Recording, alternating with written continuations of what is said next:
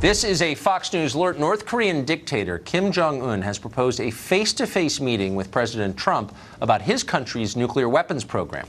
Good evening and welcome to Tucker Carlson tonight. Fox's chief White House correspondent John Roberts has been on this story, and he has details at this hour. John? Well, this is an extraordinary moment in history, Tucker, just for the very fact that we heard from the White House tonight that the President of the United States has agreed to meet with the President of North Korea.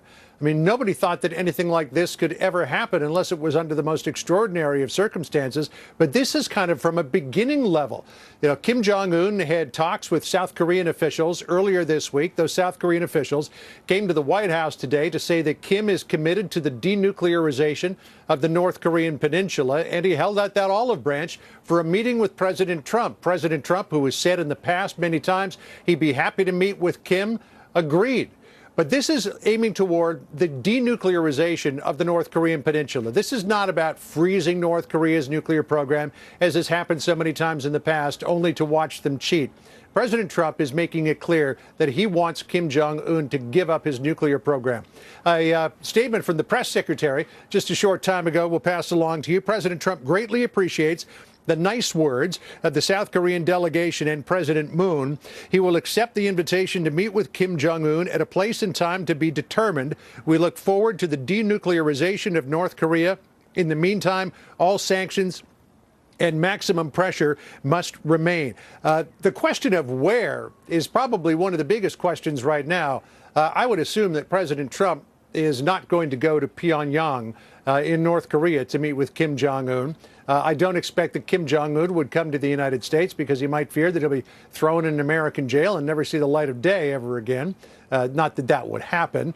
So it may be that they choose potentially South Korea right there along the border in Panmunjom, which will be the site of the talks between South Korea's President Moon Jae-in and Kim Jong-un later in May. Or maybe it's a third country, some neutral country somewhere else in the world where everyone can meet. How did we get to this point? The White House is just walking us through that in a conference call right now. But Jong, who is the South Korean National Security Advisor, said in the statement outside the White House here that it was due to President Trump's program of maximum pressure that North Korea came to the table. They said that while Kim is committed to the denuclearization of the Korean peninsula, he also understands that joint military exercises between South Korea and the United States must continue. Now, President Trump, as you'll remember, Tucker, came under an extraordinary amount of criticism for his tough-minded approach toward North Korea. A lot of people were saying he wanted to start a war with the North. It would seem that exactly the opposite has happened. Rather than the missiles flying, it looks like there will be talks. And it really is, when you look at everywhere we were up until this point, an extraordinary moment in history. Tucker? It's astounding. John, was there any mention of the role, if any, that China played in this? I think that this was very much a behind-the-scenes sort of thing. When you talk about the program of maximum pressure, that wasn't just the United States. It was the United States and a number of other countries, first and foremost among them China. President Trump has pushed Xi Jinping time and time again to get tougher with North Korea, to increase the sanctions, to put the squeeze on North Korean banks, to not allow workers in North Korea North Korean workers in China to send money back to North Korea. We don't know exactly how much China did in this particular case. It seemed like it was limited, but at this moment, it appears like it may have been enough. So we'll see where this goes. Nobody is under any illusions here in the United States that Kim Jong-un, they might think that he's sincere, but nobody thinks that he's not potentially playing fast and loose here. We had John Bolton, the former UN ambassador, on our air the other day saying that he thinks that they're just trying to buy time so that they can complete their nuclear weapons program. Then they've got a very big bargaining chip. But they're looking at this optimistically here at the White House, Tucker, thinking that this may be the opening that the United States has waited for and tried for an awfully long time. Well, it's unexpected, to say the least. John Roberts at the White House, thank you very much. Thanks, Tucker. Harry Kazianis is a North Korea expert and director of defense studies at the Center for the National Interest, and he joins us tonight. Harry, I don't know anybody, any of the geniuses running our foreign policy in Washington who predicted anything like this. Well, I certainly didn't. That's for certain. I actually thought there was a better chance we'd be at nuclear war with North Korea than there'd be peace talks. But there's something we're missing, Tucker. There's a little bit of context. South Korean press about 2 weeks ago came out with some reports that were fascinating. They actually speculated that North Korea was actually on the edge of financial bankruptcy. By October, their foreign exchange reserves are probably going to be exhausted, and their dollar reserves are going to be exhausted. Yes. So that means North Korea is essentially bankrupt. You can't build a lot of nuclear weapons and a lot of missiles when you have no money to do it, to pay all the different spies and people to bring those materials back. Right. You can't also feed your people that way. So I do think the North Koreans might be trying to buy some time here, but I also think that Kim Jong-un's newfound pragmatism, there might be a bigger reason for it. So what do you make of this? Kim pledged that North Korea will refrain from any further nuclear or missile tests.